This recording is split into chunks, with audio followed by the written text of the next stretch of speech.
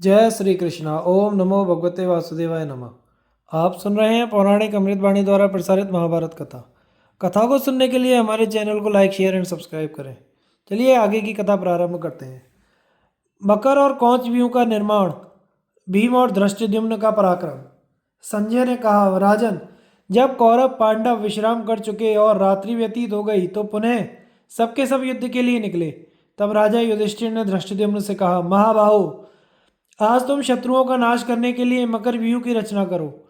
उनकी आज्ञा पाकर महारथी धृष्टद्युम्न ने समस्त रथियों को व्यूहाकार खड़े होने की आज्ञा दी। राजा द्रुपद और अर्जुन व्यूह के शिरोभाग में स्थित हुए। नकुल और सहदेव दोनों नेत्रों के स्थान पर खड़े हुए। महाबली भीमसेन मुख्य स्थान में थे। अभिमन्यु, द्रौपदी के 5 पुत्र घटोत्कच, सात्यकी और धर्मराज युधिष्ठिर ये व्यूह के कंठ भाग में स्थित हुए। बहुत बड़ी सेना के साथ सेनापति विराट और धृष्टद्युम्न उनके पृष्ठ भाग में खड़े हुए। केकय देशीय 5 राजकुमार व्यूह के वाम भाग में तथा धृष्टकेतु और चेकितान दक्षिण भाग में स्थित होकर व्यूह की रक्षा कर रहे थे। कुंती, भोज और शतानीक पैरों के स्थान में थे। सोमकों के साथ शिखंडी और इरावान उस मकर के पुच्छ भाग में खड़े हुए। इस प्रकार व्यूह रचना करके पांडव लोग सूर्योदय के समय कवच आदि से सुसज्जित होकर युद्ध के लिए तैयार हो गए और हाथी, घोड़े, रथ तथा पैदल योद्धाओं के साथ कौरवों के सामने आ डटे। राजन, पांडव सेना की व्यूह रचना देखकर भीष्म ने उस मुकाबले में बहुत बड़े क्रौच व्यूह का निर्माण किया। उसकी चोंच के स्थान पर महान धनुर्धर द्रोणाचार्य सुशोभित हुए।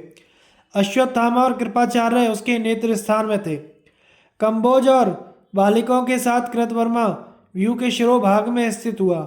शूरसेन और अनेकों राजाओं के साथ दुर्योधन कंठ स्थान में था।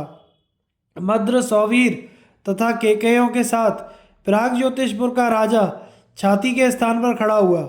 अपनी सेना सहित सुशर्मा व्यूह के वाम भाग में और तुषार, यवन तथा शक देशीय योद्धा चुचुपों को साथ लेकर दक्षिण भाग में खड़े हुए। श्रुतायु, शतायु और भूरिश्रवा ये उस व्यूह की जंगाहों के स्थान में थे। इस प्रकार व्यूह निर्माण हो जाने पर सूर्योदय के पश्चात दोनों सेनाओं में युद्ध आरंभ हो गया। कुंती नंदन भीमसेन ने द्रोणाचार्य की सेना पर धावा किया। द्रोणाचार्य उन्हें देखते ही क्रोध में भर गए और लोहे के बने हुए 9 बाणों से उन्होंने भीमसेन के मर्मस्थल में आघात किया। उनकी करारी चोट खाकर भीमसेन ने आचार्य के सारथी को यमलोक भेज दिया। सारथी के मरने पर द्रोणाचार्य ने स्वयं ही घोड़ों की बागडोर संभाली और जैसे आग रुई की ढेरी को जलाती है उसी प्रकार वे पांडव सेना का विध्वंस करने लगे। एक ओर से भीष्म ने भी मारना शुरू किया। उन दोनों की मार पड़ने से संजय और केकय वीर भाग चले। इसी प्रकार भीमसेन तथा अर्जुन ने आपकी सेना का संहार आरंभ किया।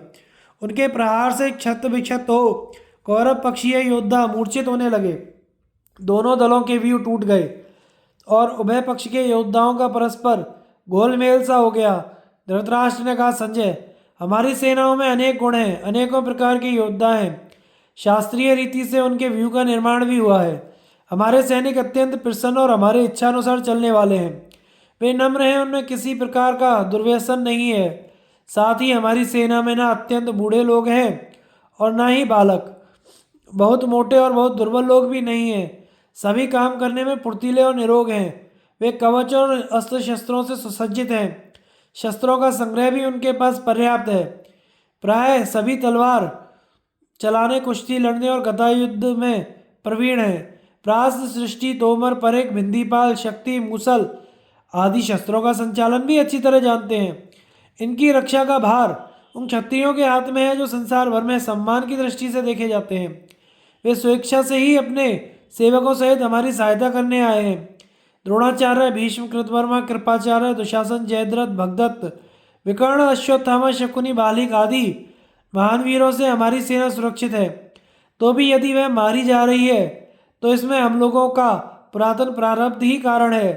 पहले के मनुष्यों अथवा प्राचीन ऋषियों ने भी युद्ध का इतना बड़ा उद्योग कभी नहीं देखा होगा।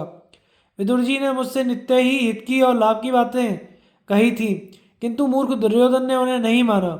वे सर्वज्ञ हैं, उनकी बुद्धि में आज का यह परिणाम अवश्य आया होगा, तभी तो उन्होंने मना किया था। अथवा किसी का दोष नहीं, ऐसी ही होनहार थी। विधाता ने पहले जैसा लिख दिया वैसा ही होगा, उसे कोई टाल नहीं सकता। संजय बोले, राजन, अपने ही अपराध से आपके सामने यह संकट का सामना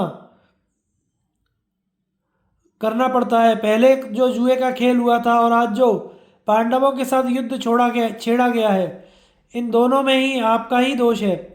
इस लोक में या परलोक में मनुष्य को अपना किया हुआ कर्म स्वयं ही भोगना पड़ता है। आपको भी है कर्मानुसार उचित ही फल मिला है। महान संकट को धैर्यपूर्वक सहन कीजिए और युद्ध का शेष वृत्तांत सावधान होकर सुनिए। भीमसेन तीखे बाणों से आपकी महासेना का व्यू तोड़कर दुर्योधन के भाइयों के पास जा पहुंचा। यद्यपि भीष्म जी उस सेना की सब ओर से रक्षा कर रहे थे, तो भी दुशासन, दुर्विषय, दुस्सह, दुर्मर्द, जय, जयसेन, विकर्ण, चित्रसेन, सुदर्शन, चारों मित्र, सुवर्णमा, दुष्कर्ण और कर्ण आदि आपके महारथी पुत्रों को वहां पास ही देखकर वे उस महासेना के भीतर घुस गए तथा हाथी, घोड़े और रथों पर चढ़े हुए कौरव सेना के प्रधान प्रधान वीरों को मार डाला। कौरव उन्हें पकड़ना चाहते थे। उनका यह निश्चय भीमसेन को मालूम हो गया। तब उन्होंने वहां उपस्थित हुए आपके पुत्रों को मार डालने का विचार किया। बस उन्होंने गदा उठाई और अपना रथ छोड़कर उस महासागर के समान सेना में कूदकर उसका संहार करने लगे। उसी समय धृष्टद्युम्न भीमसेन के रथ के पास आ पहुंचा। उसने देखा रथ खाली है और केवल भीम का सारथी विशोक वहां मौजूद है। धृष्टद्युम्न मनी मन बहुत दुखी हुआ। उसकी चेतना लुप्त होने लगी और आंखों से आंसू छलक पड़े और उच्छ्वास लेते हुए उसने गदगद कंठ से कहा, विशोक, मेरे प्राणों से भी बढ़कर प्रिय भीमसेन कहाँ है? विशोक ने हाथ जोड़कर कहा, मुझे यहाँ खड़ा करके वे इस सैन्य सागर में घुसे हैं। जाते समय इतना ही कहा था, सूत, तुम थोड़ी देर तक घोड़ों को रोककर यहीं मेरी प्रतीक्षा करो। ये जो लोग मेरा वध करने को तैयार हैं, इन्हें मैं अभी मार डालता हूँ। तदनंतर भीमसेन को संपूर्ण सेना के भीतर गदा लिए दौड़ते देख धृष्टद्युम्न को बड़ी प्रसन्नता हुई। उसने विशोक से कहा, महाबली भीमसेन मेरे सखा और संबंधी हैं। मेरा उन पर प्रेम है और उनका मुझ पर, इसलिए जहाँ वे गए हैं वहाँ ही मैं भी जाता हूँ। यह कहकर धृष्टद्युम्न चल दिया और भीमसेन ने गदा से हाथियों को कुचलकर जो मार्ग बना दिया था, उसी से वह भी सेना के भीतर जा घुसा। धृष्टद्युम्न ने देखा जैसे आंधी वृक्षों को तोड़ डालती है, उसी प्रकार भीम भी शत्रु सेना का संहार कर रहे हैं तथा उनकी गदा की चोट से आहत होकर रथी, घुड़सवार, पैदल और हाथी सवार आर्तनाद कर रहे हैं। तत्पश्चात उनके पास पहुंचकर धृष्टद्युम्न ने उन्हें अपने रथ पर बिठा लिया और छाती से लगाकर आश्वासन दिया। तब आपके पुत्र धृष्टद्युम्न पर बाणों की वर्षा करने लगे। धृष्टद्युम्न अद्भुत प्रकार से युद्ध करने वाला था। शत्रुओं की बाण वर्षा से उसे तनिक भी व्यथा नहीं हुई। उसने सब योद्धाओं को अपने बाणों से बीन डाला। इसके बाद भी आपके पुत्रों को बढ़ते देख महारथी द्रुपद कुमार ने प्रमोहनास्त्र का प्रयोग किया। उसके प्रभाव से वे सभी नरवीर मूर्छित हो गए। द्रोणाचार्य ने जब यह समाचार सुना तो शीघ्र ही उस स्थान पर आए। देखा तो भीमसेन और धृष्टद्युम्न रण में विचर रहे हैं और आपके सभी पुत्र अचेत पड़े हुए हैं। तब आचार्य ने प्रज्ञास्त्र का प्रयोग करके मोहनास्त्र का निवारण किया। इससे उनमें पुनः प्राण शक्ति आ गई। वे महारथी उठकर भीम और धृष्टद्युम्न के सामने पुनः युद्ध के लिए जा डटे। इधर राजा युधिष्ठिर अपने सैनिकों को बुलाकर कहा, अभिमन्यु आदि 12 महारथी वीर कवच आदि से सुसज्जित होकर अपनी शक्ति भर प्रयत्न करके भीम और धृष्टद्युम्न के पास जाएं और उनका समाचार जानें। मेरा मन उनके लिए संदेह में पड़ा हुआ है। युधिष्ठिर की आज्ञा सुनकर सभी पराक्रमी योद्धा बहुत अच्छा कहकर चल दिए। उस समय दोपहर हो चुकी थी। धृष्टकेतु द्रौपदी के पुत्र तथा केकय देशीय वीर अभिमन्यु को आगे करके बड़ी भारी सेना के साथ चले। उन्होंने सूचीमुख नामक व्यूह बनाकर कौरव सेना का भेदन किया और भीतर चले गए। कौरव योद्धाओं को भीमसेन और धृष्टद्युम्न ने पहले ही भयभीत और मूर्छित कर रखा था, इसलिए वे इन लोगों को रोकने में समर्थ न हुए। भीमसेन और धृष्टद्युम्न जब अभिमन्यु और आदि वीरों को अपने पास आया देखा तो वे बहुत प्रसन्न हुए और बड़े उत्साह से आपकी सेना का संहार करने लगे। इतने में ही द्रुपद कुमार ने अपने गुरु द्रोणाचार्य को सहसा वहां आते देखा। तब उसने आपके पुत्रों को मारने का विचार त्याग दिया और भीमसेन को के रथ में बिठाकर अस्त्रों के पारगामी द्रोणाचार्य पर धावा बोल दिया। उसे अपनी ओर आते देख आचार्य ने एक बाण मारकर उसका धनुष काट दिया और 4 बाणों से उसके चारों घोड़ों को मारकर सारथी को भी यमराज के घर भेज दिया। तब महाबाहु धृष्टद्युम्न उस रथ से कूदकर अभिमन्यु के रथ पर जा बैठा। उस समय पांडव सेना कांप उठी। आचार्य द्रोण ने अपने तीखे बाणों से मारकर उसे क्षुब्ध कर दिया। दूसरी ओर महाबली भीष्म भी पांडव सेना का संहार करने लगे।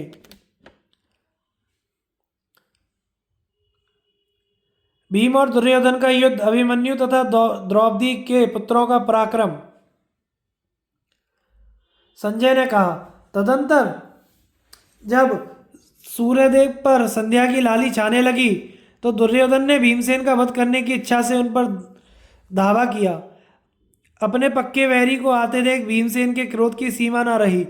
वे दुर्योधन से कहने लगे कि आज मुझे वह अवसर मिला है जिसकी बहुत वर्षों से प्रतीक्षा कर रहा था। यदि तू युद्ध छोड़कर भाग नहीं गया तो अवश्य ही इस समय तेरा वध कर डालूंगा। माता कुंती को जो कष्ट उठाने पड़े हैं और हम लोगों ने जो वनवास भोगा है तथा द्रौपदी को जो अपमान दुख सहना पड़ा है, उन सब का बदला आज तुझे मारकर चुका लूंगा। यह कहकर भीमसेन ने धनुष चढ़ाया और दुर्योधन पर जलती हुई अग्नि की शिखा के समान 26 बाण छोड़े। फिर 2 बाणों से उसका धनुष काट दिया, 2 से उसके सारथी को मार डाला, 4 बाणों से चारों घोड़ों को यमलोक भेज दिया और 2 बाणों से छत्र तथा 6 से ध्वजा को काट डाला। इसके बाद उसके सामने ही उच्च स्वर से सिंहनाद करने लगे। इतने में कृपाचार्य ने आकर दुर्योधन को अपने रथ पर चढ़ा लिया। भीमसेन ने उसे बहुत ही घायल और व्यथित कर दिया था, इसलिए वह रथ के पिछले भाग में बैठकर विश्राम करने लगा। तत्पश्चात भीम को जीतने के लिए कई हजार रथों के साथ जयद्रथ ने आ घेरा। धृष्टकेतु, अभिमन्यु, द्रौपदी के पुत्र और के देशीय राजकुमार आपके पुत्रों से युद्ध करने लगे। इसी समय चित्रसेन, सुचित्र, चित्रांगद, चित्रदर्शन, चारुचित्र, सुचारु, नंदक और उपनंदक, इन 8 यशस्वी वीरों ने अभिमन्यु के रथ को चारों ओर से घेर लिया। यह देख अभिमन्यु ने प्रत्येक को 5-5 बाण मारे। अभिमन्यु के इस पराक्रम को वे सह नहीं सके, अतः वे उस पर तीक्ष्ण बाणों की वर्षा करने लगे। फिर तो अभिमन्यु ने वह पराक्रम दिखाया जिससे आपके सैनिक कांप उठे, मानो देवासुर संग्राम में वज्रपाणी इंद्र असुरों को भयभीत कर रहे हों। इसके बाद उसने विकर्ण पर 14 बाणों का प्रहार करके उनके रथ की ध्वजा काट गिराई और सारथी तथा घोड़ों को मार डाला। फिर सान पर चढ़ाए हुए कई तीखे बाण विकर्ण को लक्ष्य करके छोड़े। वे उसके शरीर को छेदकर पृथ्वी पर जा गिरे। विकर्ण को घायल देखकर उसके दूसरे भाई अभिमन्यु आदि महारथियों पर टूट पड़े। दुर्मुख ने 7 बाण मारकर श्रुतकर्मा को बीन डाला। 1 बाण से उसकी ध्वजा काट दी। फिर 7 से सारथी को और 6 से घोड़ों को मार गिराया। इससे श्रुतकर्मा को बड़ा क्रोध हुआ और बिना घोड़े के ही रथ पर खड़े होकर उसने दुर्मुख के ऊपर प्रज्वलित उल्का के समान शक्ति छोड़ी। वह दुर्मुख का कवच भेदकर शरीर को विच्छेदती हुई पृथ्वी में समा गई। इधर श्रुतकर्मा को रथहीन देखकर महारथी सुसोम ने उसे अपने रथ पर बिठा लिया। राजन, इसके बाद आपके यशस्वी पुत्र जयसेन को मार डालने की इच्छा से श्रुतकीर्ति उसके सामने आया। जयसेन ने तनिक मुस्कुराकर श्रुतकीर्ति का धनुष काट दिया। अपने भाई का धनुष कटा देखकर शतानीक बारंबार सिंहनाद करता हुआ वहां आ पहुंचा। उसने अपने सुदृढ़ धनुष को तानकर 10 बाणों से जयसेन को घायल कर दिया। जयसेन के पास उसका भाई दुष्कर्ण मौजूद था। उसने नकुल पुत्र शतानीक के धनुष को काट दिया। शतानीक ने दूसरा धनुष लेकर उस पर बाणों का संधान किया और उन्हें दुष्कर्ण को लक्ष्य करके छोड़ दिया। इसके बाद 1 बाण से उसके धनुष को काटकर 2 से सारथी और 12 से घोड़ों को मार डाला। साथ ही उसे भी 7 बाणों से घायल कर दिया। इसके पश्चात एक भल्ल नामक बाण से दुष्कर्ण की छाती में प्रहार किया। उसकी चोट खाकर वह बिजली के आघात से टूटे हुए वृक्ष की भांति पृथ्वी पर गिर पड़ा। दुष्कर्ण को व्यथित देखकर 5 महारथियों ने शतानीक को चारों ओर से घेर लिया, उसे बाणों के समूह से आच्छादित करने लगे। यह देखकर पांचों के राजकुमार क्रोध में भरे हुए शतानीक की सहायता के लिए दौड़े। उन्हें आक्रमण करते देख दुर्मुख, दुर्जय, दुर्मशन, शत्रुंजय और शत्रुसह आदि आपके महारथी पुत्र उनके मुकाबले में आ डटे। एक दूसरे को अपना दुश्मन मानने वाले इन राजाओं ने सूर्यास्त के बाद 2 घड़ी तक अपना भयंकर संग्राम जारी रखा। हजारों रथियों और घुड़सवारों की लाशें बिछ गईं। तब शांतनु नंदन भीष्म जी भी महात्मा पांडवों और पांचालों की सेना को यमलोक पठाने लगे। इस प्रकार पांडव सेना का संहार करके भीष्म जी ने अपने योद्धाओं को पीछे लौटाया और स्वयं अपने शिविर में चले गए। इधर धर्मराज युधिष्ठिर भी भीमसेन और धृष्टद्युम्न को देखकर बड़े प्रसन्न हुए और उन दोनों का मस्तक सूंघने लगे। फिर बड़े हर्ष से अपनी छावनी में गए। छठे दिन के दोपहर तक का युद्ध। संजय ने कहा, महाराज, तब सब योद्धा अपने शिविरों में चले गए। रात्रि में सबने विश्राम किया और एक दूसरे का यथा योग्य सत्कार किया तथा फिर दूसरे दिन युद्ध करने के लिए तैयार हो गए। इस समय आपके पुत्र दुर्योधन ने अत्यंत चिंताग्रस्त होकर पितामह भीष्म से पूछा, दादाजी, आपकी सेना बड़ी भयानक है, इसकी व्यूह रचना भी बड़ी सावधानी से की जाती है, फिर भी पांडव पक्ष के महारथी उसे तोड़कर हमारे वीरों को मार डालते हैं। वे हमारे वीरों को चक्कर में डालकर बड़ी कीर्ति पा रहे हैं। उन्होंने वज्र के समान सुदृढ़ मकर व्यूह को भी तोड़ डाला। उसके भीतर घुसकर भीमसेन ने अपने मृत्युदंड के समान प्रचंड बाणों से मुझे घायल कर दिया। भीम की रोषपूर्ण मूर्ति को देखकर तो मेरे सारे होशो हवास उड़ गए थे। अभी तक भी मेरा चित्त शांत नहीं हो पाया है। महात्मन, आपकी सहायता से मैं तो युद्ध में जय प्राप्त करके पांडवों का काम तमाम कर देना चाहता हूँ। दुर्योधन की यह बात सुनकर महात्मा भीष्म मुस्कुराए और उससे इस प्रकार कहने लगे, राजकुमार, मैं तो अधिक से अधिक प्रयत्न करके पांडवों की सेना में घुसता हूँ। आगे भी मैं अपने प्राणों की बाजी लगाकर सारी शक्ति से पांडव सेना के साथ संग्राम करूँगा। तुम्हारे लिए मैं यह शत्रु सेना तो क्या, सारे देवता और दैत्यों को मारने में भी नहीं चूकूंगा। मैं पूरी शक्ति के साथ पांडवों के साथ युद्ध करूँगा और तुम्हारा सब प्रकार से प्रिय करूँगा। पितामह की यह बात सुनकर दुर्योधन बड़ा प्रसन्न हुआ। प्रातःकाल होते ही भीष्म जी ने स्वयं ही व्यूह रचना की। उन्होंने तरह तरह के शस्त्रों से सुसज्जित कौरव सेना को मंडल व्यूह की विधि से खड़ा किया। उसमें प्रधान प्रधान वीर, गजारोही, पदाती, रथियों को यथास्थान नियुक्त किया। इस प्रकार भीष्म जी की अध्यक्षता में मोर्चेबंदी से खड़ी होकर आपकी सेना युद्ध के लिए तैयार हो गई। वे युद्धोत्सुक राजा लोग ऐसे जान पड़ते थे मानो सबके सब भीष्म जी की ही रक्षा कर रहे हैं और भीष्म जी उनकी रक्षा में तत्पर हैं। यह मंडल व्यूह बड़ा ही दुर्भेद्य था और इसका मुख पश्चिम की ओर रखा गया था। इस परम दुर्जय मंडल व्यूह को देखकर राजा युधिष्ठिर ने अपनी सेना का वज्र व्यूह बनाया। इस प्रकार जब व्यूहबद्ध होकर दोनों सेनाएं अपने अपने स्थान पर खड़ी हो गई तो समस्त रथी और अश्वारोही सिंहनाद करने लगे और युद्ध के लिए उतावले होकर व्यूह तोड़ने के लिए आगे बढ़े। द्रोणाचार्य जी विराट के सामने, अश्वत्थामा शिखंडी के आगे, स्वयं राजा दुर्योधन धृष्टद्युम्न के सामने आए। नकुल और सहदेव ने मद्रास शल्य पर और अवंती नरेश बिंद और अनुविंद ने इरावान पर धावा किया और सब राजा अर्जुन से युद्ध करने लगे। भीमसेन ने युद्ध के लिए बढ़ते हुए कृतवर्मा को तथा चित्रसेन, विकर्ण और दुर्मर्शन को रोका। अर्जुन का पुत्र अभिमन्यु आपके पुत्रों से भिड़ गया। प्राग ज्योतिष नरेश भगदत्त ने घटोत्कच पर आक्रमण किया। राक्षस अलम्बुश रणोन्मत्त सात्यकी और उसकी सेना पर टूट पड़ा तथा भूरिश्रवा धृष्टकेतु के साथ युद्ध करने लगा। धर्मपुत्र युधिष्ठिर राजा श्रुतायु से, चेकितान कृपाचार्य से तथा अन्य सब वीर भीष्म जी से ही लड़ने लगे। आपके पक्ष के कई राजाओं ने तरह तरह के शस्त्र लेकर चारों ओर से अर्जुन को घेर लिया।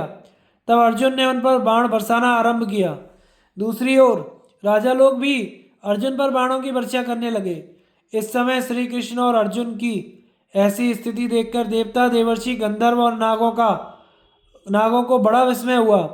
तब अर्जुन ने क्रोध में भरकर इंद्रास्त्र छोड़ा और अपने बाणों से शत्रुओं की सारी बाण वर्षा को रोक दिया। अर्जुन के इस पराक्रम ने सभी को चकित कर दिया। उनके सामने जितने राजा, घुड़सवार, गजारोही आए, उनमें से कोई भी घायल हुए बिना ना रहा। तब उन सब ने भीष्म जी की शरण ली। उस समय अर्जुन के बलरूपी अगाध जल में डूबते हुए उन वीरों के भीष्म जी ही जहाज हुए। उनके इस प्रकार भाग आने से आपकी सेना छिन्न भिन्न हो गई और आंधी चलने जैसी समुद्र में लोभ होने लगता है, उसी प्रकार उसमें खलबली पड़ गई। अब भीष्म जी बड़ी फुर्ती से अर्जुन के सामने आए और उनसे युद्ध करने लगे। इधर द्रोणाचार्य ने बाण मारकर मत्स्यराज विराट को घायल कर दिया तथा एक बाण से उनकी ध्वजा को और दूसरे से धनुष को काट डाला। सेना नायक विराट ने तुरंत ही दूसरा धनुष ले लिया और कई चमचमाते हुए बाण लिए। फिर उन्होंने 3 बाणों से आचार्य को बीन दिया, 4 से उनके घोड़ों को मार डाला, 1 से ध्वजा काट डाली, 5 से सारथी को मार गिराया, 1 से धनुष काट डाला। इससे द्रोणाचार्य बड़े कुपित हुए।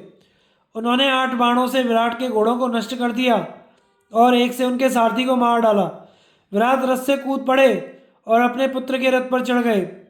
तब वे पिता और पुत्र दोनों ही भीषण बाण वर्षा करके बलात् आचार्य को रोकने का प्रयत्न करने लगे। इससे चिढ़कर आचार्य ने राजकुमार शंख पर एक सर्प के समान विषैला बाण छोड़ा। वह बाण शंख के हृदय को भेदकर उसके खून में लथपथ होकर पृथ्वी पर जा पड़ा। शंख के हाथ का धनुष उसके पिता के पास ही गिर गया। वह स्वयं रणभूमि में लौट गया। पुत्र को मरा हुआ देखकर राजा विराट डर गए और द्रोणाचार्य को छोड़कर युद्ध क्षेत्र से चले गए। तब द्रोणाचार्य ने पांडवों की विशाल वाहिनी को सैकड़ों हजारों भागों में विभक्त कर दिया। शिखंडी ने अश्वत्थामा के सामने आकर 3 बाणों से उसकी भ्रकुटी के बीच में चोट की। इससे क्रोध में भरकर अश्वत्थामा ने बहुत से बाण बरसाकर आधे निमेश में ही शिखंडी की ध्वजा, सारथी, घोड़ों और हथियारों को काट कर गिरा दिया। घोड़ों के मारे जाने पर वह रथ से कूद पड़ा और हाथ में ढाल तलवार लेकर बाज के समान क्रोध से झपटा। रणांगण में तलवार लेकर घूमते हुए शिखंडी पर वार करने का अश्वत्थामा को अवसर तक नहीं मिला। फिर उन्होंने उस पर सहस्त्रों बाण छोड़े। शिखंडी ने उस सारी बाण वर्षा को अपनी तलवार से ही काट दिया। तब तो अश्वत्थामा ने उसकी ढाल और तलवार के ही टुकड़े टुकड़े कर दिए और अनेकों फौलादी बाणों से शिखंडी को बीन दिया। अब शिखंडी जल्दी से सात्विकी के रथ पर चढ़ गया। इधर वीरवर सात्विकी ने अपने पहने बाणों से राक्षस अलम्बुश को घायल कर दिया। इस पर अलम्बुश ने भी अर्धचंद्राकार वार छोड़कर सात्विकी का धनुष काट दिया और उसे भी अनेक बाणों से घायल कर दिया। फिर उसने राक्षसी माया करके उस पर बाणों की झड़ी लगा दी। इस समय सात्विकी का बड़ा ही अद्भुत पराक्रम देखने में आया, क्योंकि ऐसे तीखे तीखे बाणों की चोट खाने पर भी उसे रणभूमि में तनिक भी घबराहट नहीं हुई। उसने अर्जुन से मिला हुआ इंद्रास्त्र चढ़ाया, उससे वह राक्षसी माया तत्काल भस्म हो गई। फिर उसने अनेकों बाणों बरसाकर अलम्बुश को ढक दिया। इस प्रकार सात्विकी के द्वारा पीड़ित होने पर वह राक्षस उसका सामना छोड़कर रणभूमि से भाग गया। सत्य पराक्रमी सात्विकी ने अपने तीखे बाणों से आपके पुत्रों पर भी प्रहार किया और वे भी भयभीत होकर भाग गए। इसी समय द्रुपद के पुत्र महाबली धृष्टद्युम्न ने अपने तीखे बाणों से आपके पुत्र राजा दुर्योधन को ढक दिया, किंतु इससे दुर्योधन को कोई घबराहट नहीं हुई और बड़ी फुर्ती से उसने 90 बाण छोड़कर धृष्टद्युम्न को बीन दिया। तब धृष्टद्युम्न ने कुपित होकर उसका धनुष काट डाला और चारों घोड़ों को मार गिराया और 7 तीखे बाणों से स्वयं उसे भी घायल कर दिया। घोड़ों के मारे जाने पर दुर्योधन रथ से कूद पड़ा और तलवार लेकर पैदल ही धृष्टद्युम्न की ओर दौड़ा। इतने में ही शकुनी ने आकर उसे अपने रथ में बैठा लिया। इस प्रकार दुर्योधन को परास्त कर धृष्टद्युम्न ने आपकी सेना का संहार करना आरंभ किया। इसी समय महारथी कृतवर्मा ने भीमसेन को बाणों से आच्छादित कर दिया। तब भीमसेन ने भी हंसकर कृतवर्मा पर बाणों की झड़ी लगा दी। उन्होंने उसके चारों घोड़ों को मारकर ध्वजा और सारथी को भी गिरा दिया तथा कृतवर्मा को भी बहुत से बाणों से घायल कर दिया। घोड़ों के मारे जाने पर कृतवर्मा बड़ी फुर्ती से आपके साले वृषभ के रथ पर चढ़ गया। फिर भीमसेन अत्यंत क्रोध में भरकर दंडपाणी यमराज के समान आपकी सेना का संहार करने लगे। महाराज, अभी दोपहर नहीं हुई थी कि अवंती नरेश बिंद और अनुबिंद इरावान को आते देखकर उसके सामने आ गए। बस उनका बड़ा रोमांचकारी युद्ध छिड़ गया। इरावान ने क्रोध में भरकर उन दोनों भाइयों को अपने तीखे बाणों से बीन दिया। बदले में उन्होंने भी इरावान को अपने बाणों से घायल कर दिया। फिर इरावान ने 4 बाणों से अनुबिंद के चारों घोड़ों को धराशायी कर दिया। 2 तीक्ष्ण बाणों से उसके धनुष और ध्वजा को काट दिया। तब अनुबिंद ने अपने रथ से उतरकर बिंद के रथ पर चढ़ गया। फिर उन दोनों वीरों ने एक ही रथ पर बैठकर इरावान पर बड़ी फुर्ती से बाण बरसाना आरंभ कर दिया। इसी प्रकार इरावान ने क्रोध में भरकर उन दोनों भाइयों पर बाणों की झड़ी लगा दी तथा उनके सारथी को मारकर गिरा दिया। तब उनके घोड़े भय से चौंक कर उनके रथ को लेकर इधर उधर भागने लगे। इस प्रकार उन दोनों वीरों को जीतकर इरावान अपना पुरुषार्थ दिखाते हुए बड़ी तेजी से आपकी सेना का ध्वंस करने लगा। इसी समय राक्षस राज घटोत्कच रथ पर चढ़कर भगदत्त से युद्ध कर रहा था। उसने बाणों की झड़ी लगाकर भगदत्त को बिल्कुल ढक दिया। तब उन्होंने सब बाणों को काटकर बड़ी फुर्ती से घटोत्कच के मर्म स्थानों पर वार किया, किंतु अनेकों बाणों से घायल होने पर भी वे घबराया नहीं। इससे कुपित होकर प्राग ज्योतिष नरेश ने 14 तोमर छोड़े, किंतु घटोत्कच ने उन्हें तत्काल काट डाला और 70 बाणों से भगदत्त पर वार किया। तब भगदत्त ने उसके चारों घोड़ों को मार डाला। घटोत्कच ने अश्वहीन रथ में ही उन पर बड़े वेग से शक्ति छोड़ी, किंतु भगदत्त ने उसके 3 टुकड़े कर दिए। वह बीच में ही पृथ्वी पर गिर गई। शक्ति को व्यर्थ हुई देखकर घटोत्कच भयभीत होकर रणांगण से भाग गया। घटोत्कच का बल पराक्रम सर्वत्र विख्यात था। उसे संग्राम भूमि में सहसा यमराज और वरुण भी नहीं जीत सकते थे। उसी को इस प्रकार परास्त करके राजा भगदत्त अपनी हाथी पर चढ़े पांडवों की सेना का संहार करने लगे। इधर मद्राज शल्य अपनी बहन के युगल पुत्र नकुल और सहदेव से युद्ध कर रहे थे। उन्होंने उन दोनों को अपने बाणों से एकदम ढक दिया। तब सहदेव ने भी बाण बरसाकर उनकी प्रगति को रोक दिया। सहदेव ने बाणों से आच्छादित होने पर शल्य उसके पराक्रम से बड़े प्रसन्न हुए तथा अपनी माता के संबंध से उन दोनों भाइयों को भी अपने मामा का जौहर देखकर बड़ी प्रसन्नता हुई। इतने में ही महारथी शल्य ने 4 बाण छोड़कर नकुल के चारों घोड़ों को यमराज के घर भेज दिया। नकुल तुरंत ही रथ से कूदकर अपने भाई के रथ पर चढ़ गया। इस प्रकार उन दोनों भाइयों ने एक ही रथ में बैठकर बड़ी फुर्ती से बाण बरसाकर मद्राज को ढक दिया। इसी समय सहदेव ने कुपित होकर मद्राज पर एक बाण छोड़ा। वह उनके शरीर को छेदकर पृथ्वी पर जा पड़ा। उसकी चोट से व्याकुल होकर मद्राज रथ के पिछले भाग में बैठ गए और उसकी वेदना से अचेत हो गए। उन्हें संज्ञा शून्य देखकर सारथी रथ को रण क्षेत्र से बाहर ले गया। यह देखकर आपकी सेना के सब वीर उदास हो गए और महारथी नकुल और सहदेव अपने मामा को परास्त करके हर्षध्वनि और शंखनाद करने लगे। छठे दिन के दोपहर से पीछे का युद्ध। संजय ने कहा, महाराज, जब सूर्यदेव आकाश के बीचों बीच आ गए तो राजा युधिष्ठिर ने श्रुतायु को देखकर उसकी ओर अपने घोड़े बढ़ा दिए। तब 9 बाण छोड़कर उसे घायल कर दिया। श्रुतायु ने उन बाणों को हटाकर युधिष्ठिर पर 7 बाण छोड़े। वे उनके कवच को फोड़कर उनका रक्त पीने लगे। इससे राजा युधिष्ठिर बहुत बिगड़े। उस समय उनका क्रोध देखकर सब जीवों को ऐसा जान पड़ने लगा मानो ये तीनों लोगों को भस्म कर देंगे। यह देखकर देवता और ऋषि लोग सब लोगों की शांति के लिए स्वस्ति वाचन करने लगे। आपकी सेना ने तो अपने जीवन की आशा ही छोड़ दी, किंतु युधिष्ठिर ने धैर्य धारण कर अपने क्रोध को दबा दिया और श्रुतायु के धनुष को काटकर उसकी छाती को बीन दिया और शीघ्र ही उसके सारथी और घोड़ों को भी मार डाला। राजा युधिष्ठिर का ऐसा पुरुषार्थ देखकर श्रुतायु अपना अश्विन रथ छोड़कर भाग गया। इस प्रकार जब धर्मपुत्र युधिष्ठिर ने श्रुतायु को परास्त कर दिया तो राजा दुर्योधन की सारी सेना पीठ दिखाकर भागने लगी। दूसरी ओर चेकितान महारथी कृपाचार्य को बाणों से आच्छादित करने लगा। तब कृपाचार्य ने उन सब बाणों को रोककर स्वयं अपने बाणों से चेकितान को घायल कर दिया। फिर उन्होंने उसके धनुष को काट डाला, सारथी को मार गिराया तथा घोड़ों और दोनों पार्श्व रक्षकों को भी धराशायी कर दिया।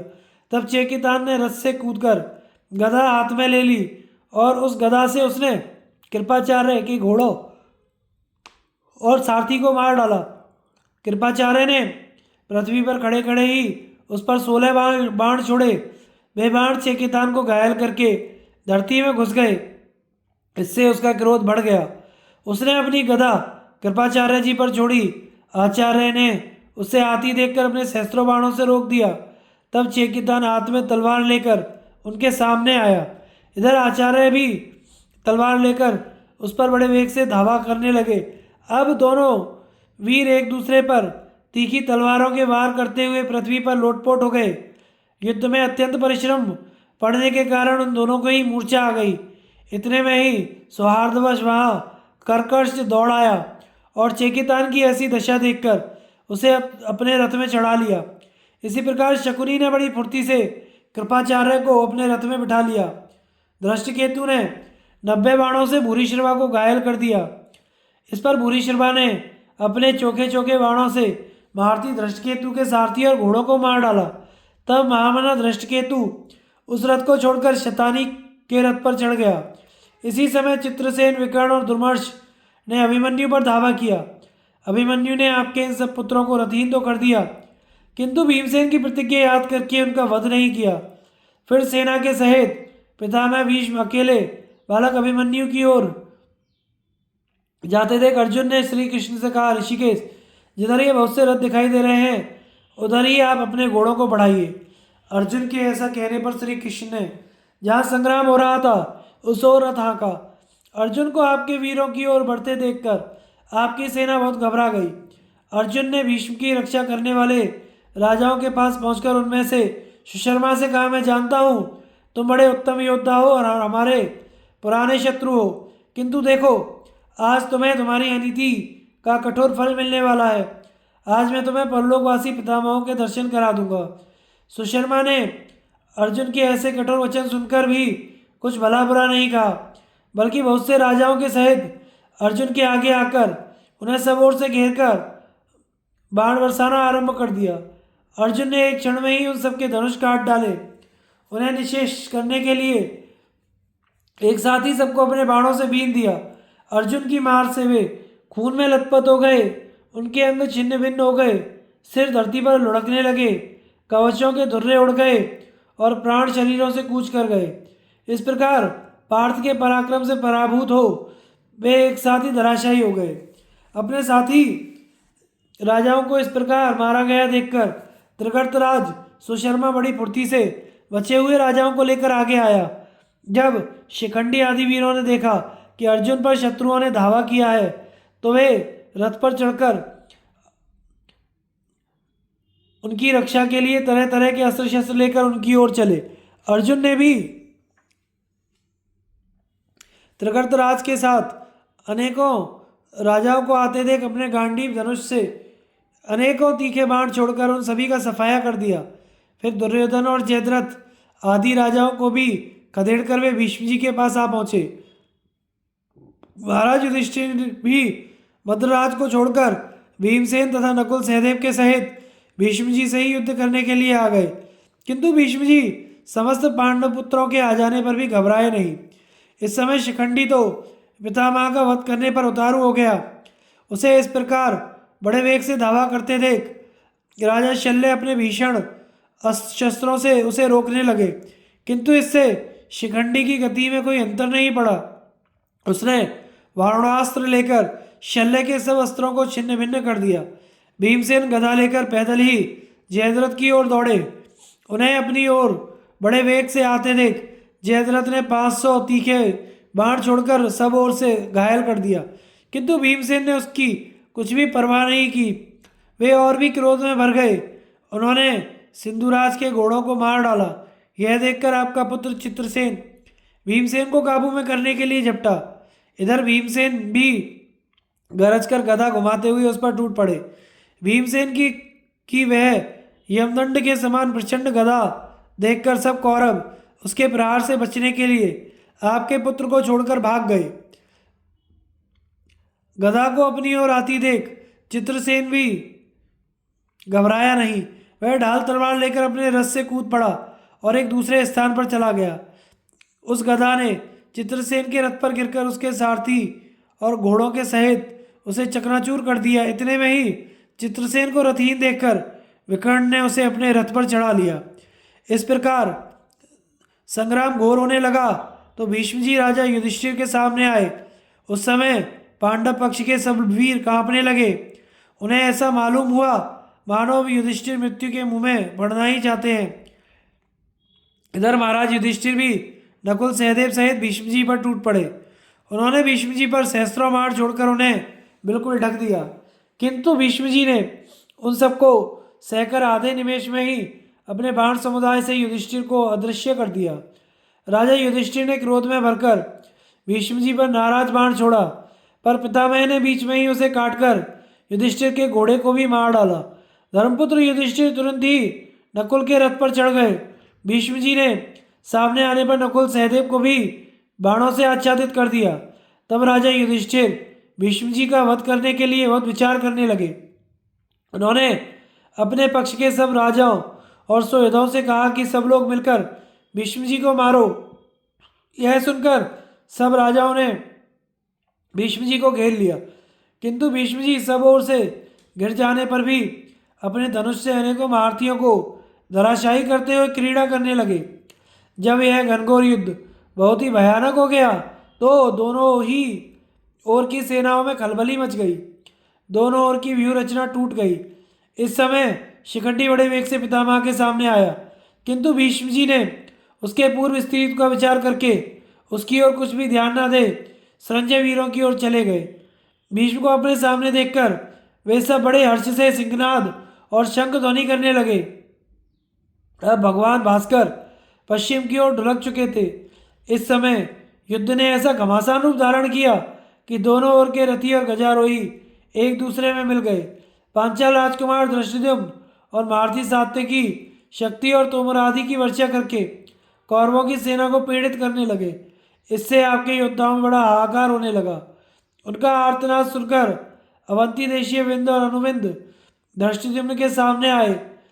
उन दोनों ने उसके घोड़ों को मारकर उसे बाणों से की वर्षा से ढक दिया। पांचाल कुमार तुरंत ही अपने रथ से कूदकर सात्यकी के रथ पर चढ़ गया। तब महाराज युधिष्ठिर बड़ी भारी सेना लेकर उन दोनों राजकुमारों पर टूट पड़े। इस प्रकार आपका पुत्र दुर्योधन भी पूरी तैयारी के साथ विंध्य और अनुविंध्य को घेर कर खड़ा हो गया। अब सूर्यदेव अस्ताचल के शिखर पर पहुंचकर प्रवाहीन हो रहे थे। इधर युद्ध भूमि में रक्त की भीषण नदी बहने लगी थी तथा सब ओर राक्षस पिशाच एवं अन्य मांसाहारी जीव दिखने लगे थे। इसी समय अर्जुन ने सुशर्मा आदि राजाओं को परास्त कर अपने शिविर की ओर कूच किया। धीरे धीरे रात्रि होने लगी और महाराज युधिष्ठिर और भीमसेन ने भी सेना सहित अपने शिविर की ओर कूच किया। इधर दुर्योधन, भीष्म, द्रोणाचार्य, अश्वत्थामा, कृपाचार्य, शल्य, कृतवर्मा आदि कौरव वीर भी अपनी अपनी सेना सहित अपने अपने डेरों पर चले गए। इस प्रकार रात होने पर कौरव और पांडव दोनों ही अपनी अपनी छावनियों में चले आए। वहां दोनों पक्षों के वीर एक दूसरे की वीरता की बढ़ाई करने लगे। उन्होंने अपने शरीरों से बाण निकालकर तरह तरह के जलों से स्नान किया और पहरा देने के लिए विधिवत चौकीदारों को नियुक्त किया। 7वें दिन का युद्ध और धृतराष्ट्र के 8 पुत्रों का वध। संजय ने कहा, रात्रि में सुखपूर्वक विश्राम करके सवेरा होने पर कौरव और पांडव पक्ष के राजा लोग पुनः युद्ध के लिए छावनी से बाहर निकले। जब दोनों सेनाएं युद्ध भूमि की ओर चली उस समय महासागर की गंभीर गर्जना के समान महान कोलाहल होने लगा। तदनंतर दुर्योधन, चित्रसेन, विवंशिति, भीष्म, द्रोणाचार्य ने एकत्र होकर बड़े यत्न से कौरव सेना का व्यूह निर्माण किया। वह महाव्यूह सागर के समान था। हाथी, घोड़े आदि वाहन उसकी तरंगमालाएं थीं। समस्त सेना के आगे आगे भीष्म जी चले। उनके साथ मालवा, दक्षिण भारत तथा उज्जैन के योद्धा थे। इसके पीछे कुलिंद, पारद, शूद्रक, मालदेशी वीरों के साथ आचार्य द्रोण थे। द्रोण के पीछे मगध और कलिंग आदि देशों के योद्धाओं के साथ भगदत्त चले। उनके बाद राजा भरतबल था। उसके साथ मेकल और कुरुविंद आदि देशों के योद्धा थे। भरतबल के पीछे त्रिगर्तराज चल रहा था। उसके पीछे अश्वत्थामा था और उसके बाद शेष सेनाओं के साथ भाइयों सहित दुर्योधन था और सबसे पीछे कृपाचार्य जी चल रहे थे। महाराज, आपके योद्धाओं का वह महाव्यूह देखकर धृष्टद्युम्न ने श्रृंगाटक नामक व्यूह की रचना की। वह देखने में अत्यंत भयानक और शत्रु के व्यूह को नष्ट करने वाला था। उसके दोनों श्रृंगों के स्थान पर भीमसेन और सात्यकी स्थित हुए। उनके साथ कई हजार रथ, घोड़े और पैदलों की सेना थी। उन दोनों के मध्य में अर्जुन, युधिष्ठिर, नकुल और सहदेव थे। इसके बाद दूसरे दूसरे महान धनुर्धर राजाओं ने अपनी सेनाओं के साथ उस व्यूह को पूर्ण किया। उनके पीछे अभिमन्यु, भारती, विराट, द्रौपदी के पुत्र और घटोत्कच आदि थे। इस प्रकार व्यूह निर्माण कर पांडव भी विजय की अभिलाषा से युद्ध करने के लिए डट गए। रणभेरी बज उठी, शंखनाद होने लगा, ललकारने, ताल ठोकने और जोर जोर से पुकारने की आवाज आने लगी। इस तुमुलनाद से सारी दिशाएं गूंज उठी। कौरव और पांडव दोनों दलों के योद्धा परस्पर नाना प्रकार के अस्त्र शस्त्रों का प्रहार कर एक दूसरे को यमलोक भेजने लगे। इतने में ही अपने रथ की गड़गड़ाहट से दिशाओं को गुंजाते और धनुष की टंकार से लोगों को मूर्छित करते हुए भीष्म जी आ पहुंचे। यह देख धृष्टद्युम्न आदि महारथी भी भैरवनाद करते हुए उनका सामना करने के लिए दौड़े। फिर तो दोनों सेनाओं में भयंकर संग्राम छिड़ गया। पैदल से पैदल, घोड़े से घोड़े, रथ से रथ और हाथी से हाथी भिड़ गए। जैसे तपते हुए सूर्य की ओर देखना मुश्किल होता है, उसी प्रकार उस समर में भीष्म जी क्रुद्ध होकर अपना प्रताप प्रकट करने लगे तो पांडवों का उनकी ओर देखना कठिन हो गया। भीष्म जी सोमक, संजय और पांचाल राजाओं को बाणों से रणभूमि में गिराने लगे। वे मृत्यु का भय छोड़कर भीष्म पर ही टूट पड़े। भीष्म ने बड़ी शीघ्रता से उन भारतीय वीरों की भुजाएं काट डाली, सिर उड़ा दिए और रथियों को रथ से गिरा दिया। घोड़ों पर से घुड़सवारों के मस्तक कटकर गिरने लगे। पर्वत के समान ऊंचे ऊंचे गजराज रणभूमि में मरकर दिखाई पड़ने लगे। उस समय महाबली भीमसेन के सिवा पांडव पक्ष का कोई भी वीर भीष्म के सामने नहीं ठहर सका। केवल भीमसेन ही उन पर लगातार प्रहार कर रहे थे। भीष्म और भीमसेन में युद्ध होते समय संपूर्ण सेनाओं में भयंकर कोलाहल मच गया। पांडव भी प्रसन्नता पूर्वक सिंहनाद करने लगे। जिस समय वह नरसंहार मचा हुआ था, दुर्योधन अपने भाइयों के साथ भीष्म जी की रक्षा के लिए आ पहुंचा। इतने में महारथी भीम ने भीष्म जी के सारथी को मार डाला। सारथी के गिरते ही घोड़े रथ लेकर भाग गए। भीमसेन रणभूमि में सब ओर विचरने लगे। उन्होंने एक तीक्ष्ण बाण से आग के पुत्र सुनाभ का सर काट दिया। इस पर उसके भाइयों में से 7 जो वहां उपस्थित थे अमर्ष में भर गए और भीमसेन के ऊपर टूट पड़े। महोदर ने 9, आदित्य केतु ने 70, बवाशी ने 5, कुंडधार ने 90, विशालाक्ष ने 5, पंडितक ने 3 और अपराजित ने अनेकों बाण मारकर महाबली भीम को घायल कर दिया। शत्रुओं की यह चोट भीमसेन सह नहीं सके। उन्होंने बाएं हाथ से धनुष को दबाकर एक तीखे बाण से अपराजित का सुंदर मस्तक काट डाला। दूसरे बाण से कुंडधार को यमलोक भेज दिया। एक बाण पंडितक के ऊपर छोड़ा जो उसका प्राण लेकर पृथ्वी में समा गया। फिर 3 बाणों से विशालाक्ष का मस्तक काट गिराया। एक बाण महोदर की छाती में मारा, छाती फट गई और वह प्राण शून्य होकर जमीन पर गिर पड़ा। इसके बाद एक बाण से आदित्य केतु की ध्वजा काटकर दूसरे से उसका सिर भी उड़ा दिया। फिर क्रोध में भरे हुए भीम ने भवाशीक को भी यमलोक का अतिथि बनाया तदंतर आपके अन्य पुत्र रणभूमि से भाग गए। उनके मन में यह भय समा गया कि भीमसेन ने उस सभा में कौरवों को मारने की प्रतिज्ञा की थी, उसे आज ही पूर्ण कर डालेगा। भाइयों के मरने से दुर्योधन को बड़ा क्लेश हुआ। उसने अपने सैनिकों को आज्ञा दी कि सब लोग मिलकर इस भीम को मार डालो। इस प्रकार अपने बंधुओं की मृत्यु देखकर आपके पुत्रों को विदुर जी की कई बात याद आ गई। वे मन ही मन सोचने लगे, विदुर जी बड़े बुद्धिमान और दिव्यदर्शी हैं। उन्होंने हमारे हित की दृष्टि से जो कुछ कहा था वह इस समय सत्य हो रहा है। इसके बाद दुर्योधन भीष्म पितामह के पास आया और बड़े दुख के साथ फूट फूट कर रोने लगा। बोला, मेरे भाई बड़ी तत्परता के साथ लड़ रहे थे, उन्हें भीमसेन ने मार डाला तथा दूसरे योद्धाओं को का भी वह संहार कर रहा है। आप तो मध्यस्थ बने बैठे हैं और हम लोगों की बराबर उपेक्षा करते जा रहे हैं। देखिए मेरा प्रारब्ध कितना खोटा है, सचमुच मैं बड़े बुरे रास्ते पर आ गया। यद्यपि दुर्योधन की बातें कठोर थी तो भी उन्हें सुनकर भीष्म जी की आंखों में आंसू भर आए। वे कहने लगे, बेटा, मैंने आचार्य द्रोण ने, विदुर ने तथा तुम्हारी माता यशस्विनी गांधारी ने भी यह परिणाम सुझाया था, किंतु उस समय तुम नहीं समझे। मैंने यह भी कहा था मुझे और आचार्य द्रोण को युद्ध में ना लगाना, पर तुमने ध्यान नहीं दिया। अब मैं तुमसे यह सच्ची बात बता रहा हूं। धृतराष्ट्र के पुत्रों में से जिस जिसको भीमसेन अपने सम्मुख देखेगा अवश्य मार डालेगा। इस संग्राम का चरम फल स्वर्ग की प्राप्ति ही मानकर स्थिर भाव से युद्ध करो।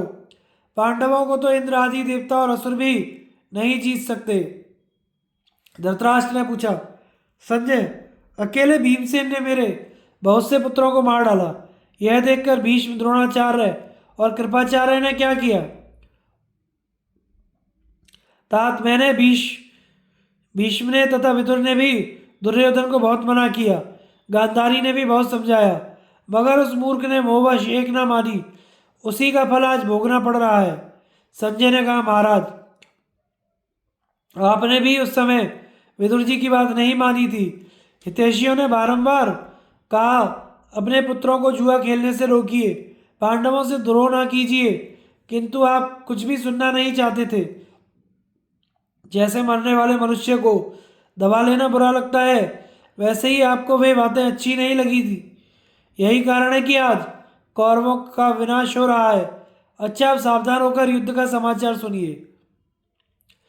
उस दिन दोपहर के समय भयंकर संग्राम छिड़ा, बड़ा भारी जनसंहार हुआ।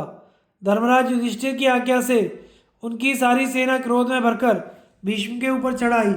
धृष्टद्युम्न, शिखंडी, सात्यकी, समस्त सोमक योद्धाओं के साथ राजा द्रुपद और विराट, केकय, राजकुमार धृष्टकेतु और कुंती भोज ने एक साथ ही भीष्म पर चढ़ाई कर दी। अर्जुन, द्रौपदी के 5 पुत्र तथा चेकितान ये दुर्योधन के भेजे हुए राजाओं का सामना करने लगे तथा अभिमन्यु, घटोत्कच और भीमसेन ने कौरवों पर धावा किया। इस प्रकार 3 भागों में विभक्त होकर पांडव लोग कौरव सेना का संहार करने लगे। इसी प्रकार कौरवों ने भी अपने शत्रुओं का विनाश आरंभ किया। द्रोणाचार्य ने क्रुद्ध होकर सोमक और संजयों पर आक्रमण किया और उन्हें यमलोक भेजने लगे। उस समय संजयों में हाहाकार मच गया। दूसरी ओर महाबली भीमसेन ने कौरवों का संहार आरंभ किया। दोनों ओर के सैनिक एक दूसरे को मारने लगे। खून की नदी बह चली। वह घोर संग्राम यमलोक की वृद्धि कर रहा था। भीमसेन हाथी सवारों की सेना में पहुंचकर उन्हें मृत्यु की भेंट कर रहे थे। नकुल और सहदेव आपके घुड़सवारों पर टूट पड़े थे। उनके मारे हुए सैनिक सैकड़ों हजारों घोड़ों की लाशों से रणभूमि पट गई थी। अर्जुन ने भी बहुत से राजाओं को मार गिराया था। उनके कारण वहां की भूमि बड़ी भयंकर दिखाई पड़ती थी। जिस समय भीष्म, द्रोण, कृप, अश्वत्थामा और कृतवर्मा आदि क्रोध में भरकर युद्ध करने लगते थे तो पांडवी सेना का संहार होने लगता था और पांडवों के कुपित होने पर आपके पक्ष वाले वीरों का विनाश आरंभ हो जाता था। इस प्रकार दोनों सेनाओं का संहार जारी था। शकुनी के भाइयों का तथा इरावान का वध। संजय ने कहा, जिस समय बड़े बड़े वीरों का विनाश करने वाला वह भयंकर संग्राम चल रहा था, शकुनी ने पांडवों पर धावा किया। उसके साथ ही बहुत बड़ी सेना के साथ कृतवर्मा भी था। इनका मुकाबला करने के लिए अर्जुन का पुत्र इरावान आया। इरावान का जन्म नागकन्या के गर्भ से हुआ था। वह बहुत ही बलवान था। जब शकुनी और गांधार देश के अन्य अन्य वीर पांडव सेना का व्यू तोड़कर उसके भीतर घुस आए तो इरावान ने अपने योद्धाओं से कहा, वीरों, ऐसी युक्ति से काम लो जिससे एक कौरव योद्धा आज अपने सहायक और वानों सहित मार डाले जाएं। इरावान के सैनिक बहुत अच्छा कहकर कौरवों की दुर्जय सेना पर टूट पड़े। उसके योद्धाओं को मार मार कर गिराने लगे। अपनी सेना का यह विध्वंस सुबल के पुत्रों से नहीं सहा गया। उन्होंने दौड़कर इरावान को चारों ओर से घेर लिया और उस पर तीखे बाणों का प्रहार करने लगे। इरावान के शरीर पर आगे पीछे अनेकों घाव हो गए। सारा बदन लहू से भीग गया। वह अकेला था। उसके चारों ओर से बहुतों की मार पड़ रही थी, तो भी वह ना तो अधीर हुआ ना ही व्यथा से व्याकुल। उसने अपने तीखे बाणों से सबको बींध कर मूर्छित कर दिया। फिर वह अपने शरीर में धंसे हुए प्रासों को खींचकर निकाला और उन्हीं से सुबल पुत्रों पर बड़े वेग से प्रहार किया। इसके बाद उसने अपने हाथ में चमकती हुई तलवार ढाल ली तथा सुबल के पुत्रों को मार डालने की इच्छा से वह पैदल ही आगे बढ़ा। इतने में ही उनकी मूर्छा दूर हो गई और वे क्रोध में भरकर इरावान पर टूट पड़े। साथ ही वे उसे कैद करने का उद्योग करने लगे, परंतु ज्यों ही वे निकट आए, इरावान ने तलवार का ऐसा हाथ मारा कि उनके शरीर के टुकड़े टुकड़े हो गए। अस्त्र शस्त्र बाहु तथा अन्य अंगों के कट जाने से वे प्राणहीन होकर गिर पड़े। उनमें से केवल वृषभ नामक राजकुमारी जीवित बचा। उन सबको गिरा देखकर दुर्योधन को बड़ा क्रोध हुआ और वह अलम्बुश नामक राक्षस के पास पहुंचा। वह राक्षस देखने में बड़ा भयानक और मायावी था तथा बकासुर का वध करने के कारण भीमसेन से वैर मानता था। उससे दुर्योधन ने कहा, वीरवर, देखो, यह अर्जुन का पुत्र इरावान बहुत ही बलवान तथा मायावी है। ऐसा कोई उपाय करो जिससे यह मेरी सेना का संहार ना करे। तुम इच्छानुसार जहाँ चाहो जा सकते हो, मायास्त्र में भी प्रवीण हो, अतः जैसे बने इस इरावान को तुम युद्ध में मार डालो। वह भयंकर राक्षस बहुत अच्छा कहकर सिंह के समान गरजता हुआ इरावान के पास आया और उसे मारने के लिए आगे बढ़ा। इरावान ने भी वध करने की इच्छा से आगे बढ़कर उसे रोका। उसे अपनी ओर आते देख राक्षस ने माया का प्रयोग आरंभ किया। उसने माया से 2000 घोड़े उत्पन्न किए और उन पर माया के ही सवार बिठाए। वे सवार भी राक्षस थे। उनके हाथों में शूल तथा पट्टिश लिए हुए थे। उन माया में राक्षसों का इरावान की सेना के साथ युद्ध होने लगा और दोनों ओर के योद्धा परस्पर प्रहार करके एक दूसरे को यमलोक भेजने लगे। सेना के मारे जाने पर दोनों रणोन्मत्त वीर द्वंद्व युद्ध करने लगे। राक्षस इरावान पर आक्रमण करता, वह उसका वार बचा जाता। एक बार जब राक्षस बहुत निकट आ गया तो इरावान ने उसके धनुष और भाते को काट डाला। तब वह इरावान को अपनी माया से मोहित सा करता हुआ आकाश में उड़ गया। यह देखकर इरावान भी अंतरिक्ष में उड़ा और राक्षस को अपनी माया से मोहित करके उसके अंगों को बाणों से बींधने लगा। महाराज, बाणों से बारंबार काटने पर भी वह राक्षस नवीन रूप में प्रकट हो जाता और नौजवानी बना रहता, क्योंकि राक्षसों में माया स्वाभाविक ही होती है। उनका रूप भी उनके इच्छानुसार हुआ करता है। इस प्रकार उसका जो जो अंग कटता था वही पुनः उत्पन्न हो जाता था। इरावान भी क्रोध में भरा हुआ था, अतः वह उस पर फरसे से बारंबार प्रहार कर रहा था। उससे छिदन के कारण अलम्बुश के शरीर से बहुत रक्त बहने लगा। वह घोर चित्कार करने लगा। शत्रु को इस प्रकार प्रबल होते देख अलम्बुश के क्रोध की सीमा न रही। उसने महाभयानक रूप बनाकर इरावान को पकड़ने का प्रयत्न किया। उस राक्षसी माया को देखकर इरावान ने भी माया का प्रयोग किया। इतने में ही इरावान की माता के कुल का एक नाग बहुत से नागों को लेकर वहां पहुंचा और इरावान को सब ओर से घेरकर उसकी रक्षा करने लगा। इरावान को सब ओर से घेरकर उसकी रक्षा करने लगा। इरावान ने शेषनाग के समान विराट रूप धारण करके अनेकों नागों से उस राक्षस को ढक दिया। तब अलम्बुश गरुड़ का रूप धारण करके उन नागों को खाने लगा। उसने इरावान के मातृकुल के सब नागों का भक्षण कर लिया और उसे अपनी माया से मोहित करके तलवार से वार किया। इरावान का चंद्रमा के समान सुंदर मस्तक कटकर पृथ्वी पर जा गिरा। इस प्रकार जब अलम्बुश ने उस वीर अर्जुन कुमार को मार डाला तो समस्त राजाओं के साथ कौरवों को बड़ी प्रसन्नता हुई। अर्जुन को अपने पुत्र इरावान के मरने की खबर नहीं थी।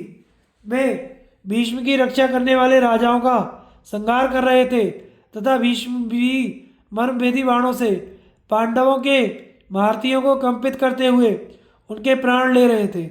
इसी प्रकार भीमसेन, धृष्टद्युम्न और सात्यकी ने भी बड़ा भयानक युद्ध किया था। द्रोणाचार्य का पराक्रम देखकर तो पांडवों के मन में बहुत भय समा गया। वे कहने लगे, अकेले द्रोणाचार्य ही संपूर्ण सैनिकों को मार डालने की शक्ति रखते हैं, फिर जब इनके साथ पृथ्वी के प्रसिद्ध शूरवीर भी हैं तो इनकी विजय के लिए क्या कहना है। उस दारुण संग्राम में दोनों ओर के सैनिक एक दूसरे का उत्कर्ष नहीं सह सके और आविष्ट से होकर कठोरता के साथ लड़ने लगे। घटोत्कच युद्ध। धृतराष्ट्र ने कहा, संजय, इरावान को मरा हुआ देखकर भारतीय पांडवों ने उस युद्ध में क्या किया। संजय ने कहा, राजन, इरावान मारा गया यह देखकर भीमसेन के पुत्र घटोत्कच ने बड़ी विकट गर्जना की। उसकी आवाज़ से समुद्र, पर्वत और वनों के साथ सारी पृथ्वी डगमगाने लगी।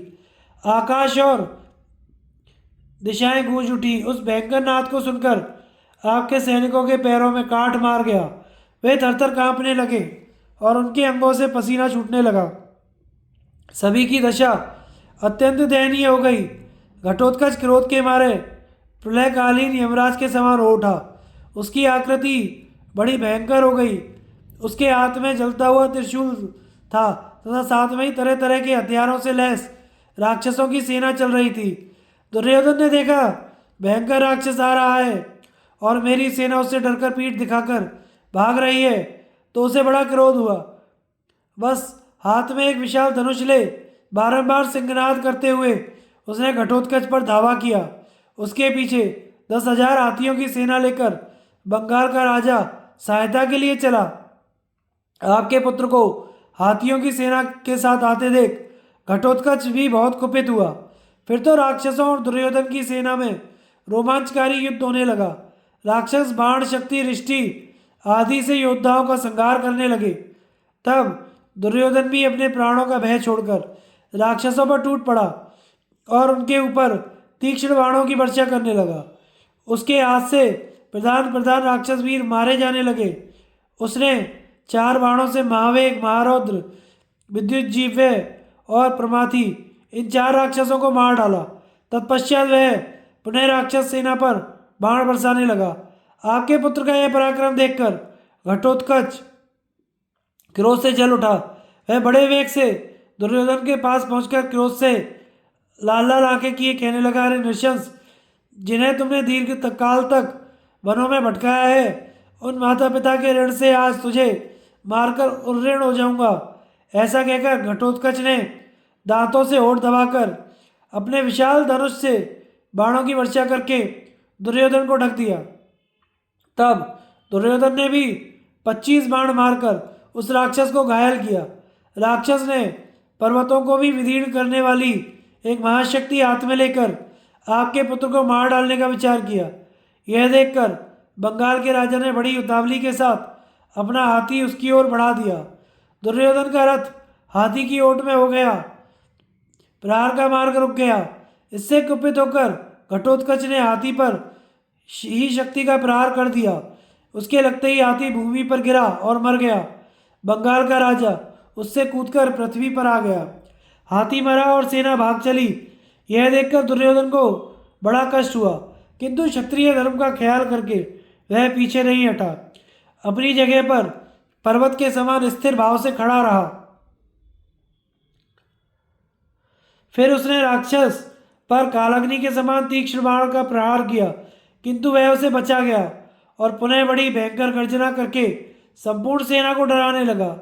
उसका वैरवनाद सुनकर पितामह भीष्म ने अन्य महारथियों को दुर्योधन की सहायता के लिए भेजा। द्रोण, सोमदत्त, बालीक, जयद्रथ, कृपाचार्य, भूरिश्रवा, शल्य, उज्जैन के राजकुमार बृहद्वल, अश्वत्थामा, विकर्ण, चित्रसेन, विवंशिति, इनके पीछे चलने वाले कई हजार रथी, ये सब दुर्योधन की रक्षा के लिए आ पहुंचे। घटोत्कच भी मेनाक पर्वत की भांति निर्भीक खड़ा रहा। उसके भाई बंधु उसकी रक्षा कर रहे थे। फिर दोनों दलों में रोमांचकारी संग्राम शुरू हुआ। घटोत्कच ने अर्धचंद्राकार बाण छोड़कर द्रोणाचार्य का धनुष काट दिया। एक बाण से सोमदत्त की ध्वजा खंडित कर दी। 3 बाणों से मालिक की छाती छेद डाली। फिर कृपाचार्य को एक और चित्रसेन को 3 बाणों से घायल किया। एक बाण से विकर्ण के कंधे की हंसली पर मारा।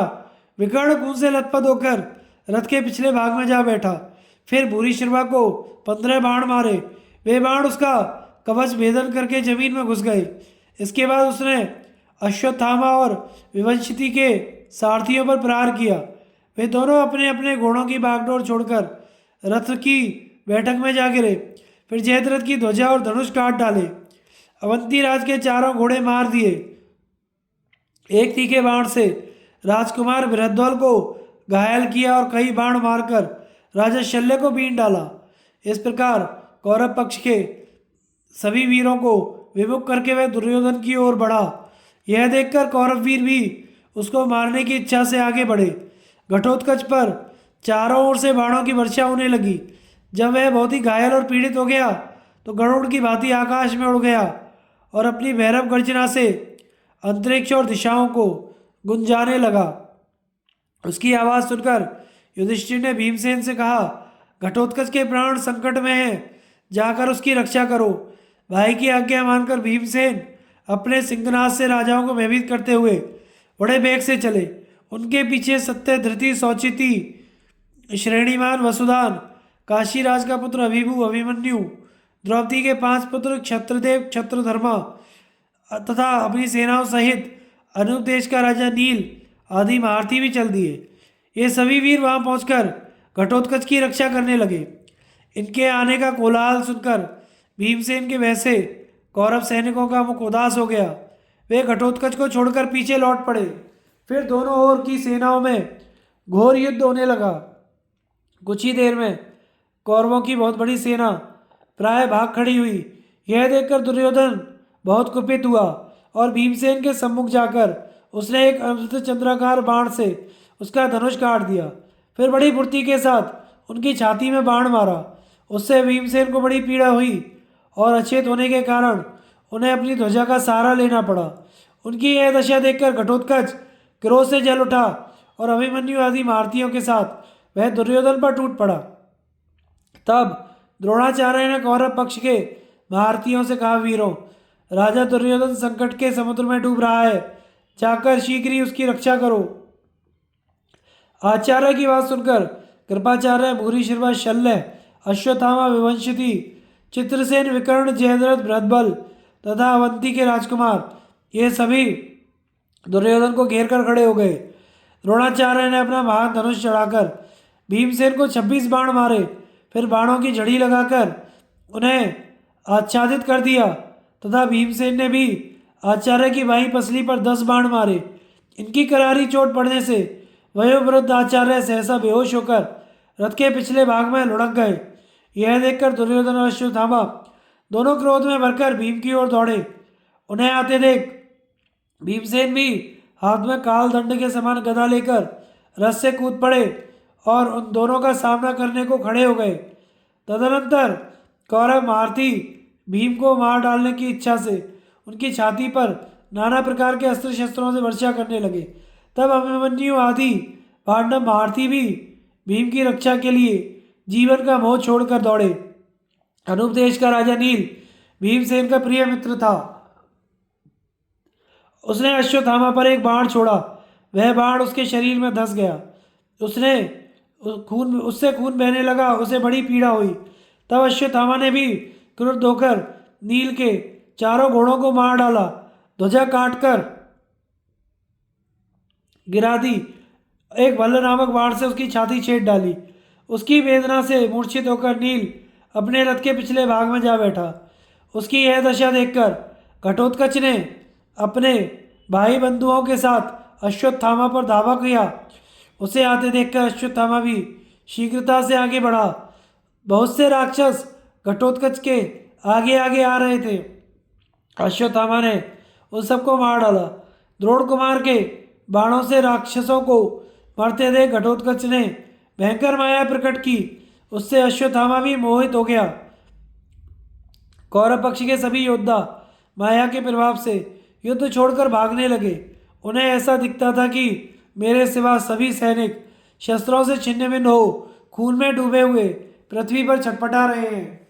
द्रोणाचार्य, दुर्योधन, शल्य, अश्वत्थामा आदि महान धनुर्धर प्रधान प्रधान कौरव तथा अन्य राजा लोग भी मारे जा चुके हैं तथा हजारों घोड़े और घुड़सवार धराशायी हो रहे हैं। यह सब देखकर आपकी सेना छावनी की ओर भागने लगी। यद्यपि उस समय हम और भीष्म जी भी पुकार पुकार कर कह रहे थे, वीरों युद्ध करो, भागो मत, यह तो राक्षसी माया है, इस पर विश्वास ना करो, तो भी वे हम लोगों की बात पर विश्वास ना कर सके। शत्रु की सेना को भागती देख विजयी पांडव घटोत्कच के साथ सिंहनाद करने लगे। चारों ओर शंख ध्वनि होने लगी, दुंदुभी बजी। इस प्रकार इन सब की तुमुल ध्वनि से रणभूमि गूंज उठी। इस प्रकार सूर्यास्त होते होते घटोत्कच ने आपकी सेना को चारों ओर भगा दिया। आगे की कथा का प्रसारण हम अगले भाग में करेंगे। हमारे चैनल को लाइक, शेयर एंड सब्सक्राइब करें। धन्यवाद।